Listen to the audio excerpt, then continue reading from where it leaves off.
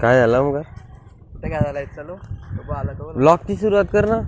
काय करू सुरुवात हा तुझी बाईक चावी दे गाडी मी चालत आलो. काय मनीष? हो का तिकडे रामाच्या भावाने प्रेमाने लंगडा असो किंवा तो येणार तो नाही भाऊ पण तसं येणार त्याने टाइम काढला विचार झाला का रे रिकवर का नाही? साधा लंगडा यो लंगडत आहे तो.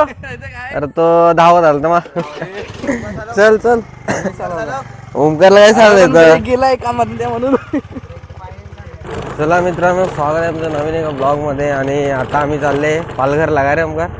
पालघरला ॲक्च्युली जो आम्ही नाटक घेतला आहे त्याचे जे कॉस्ट्युम्स वगैरे आहेत ते कॉस्ट्युम बघायला चाललो. तर आता बघू, मला ओमकारने कॉल केला नशीब मी आता जस्ट उठला. तुम्हाला मी फ्रेश वाटत असेल तोंडावरनं, पण मी एवढा फ्रेश नाही मिळत रे.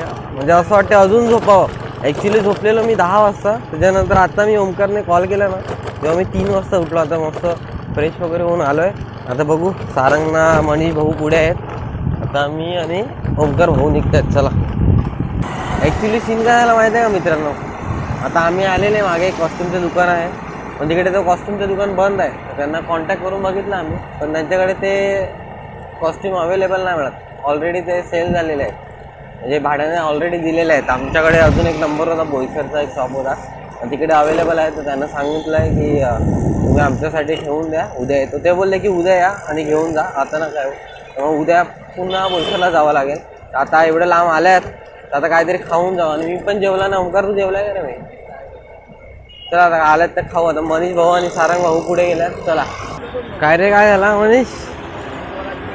काय कोणता ज्यूस आहे? पिवळं आहे, बाकी आहे बस.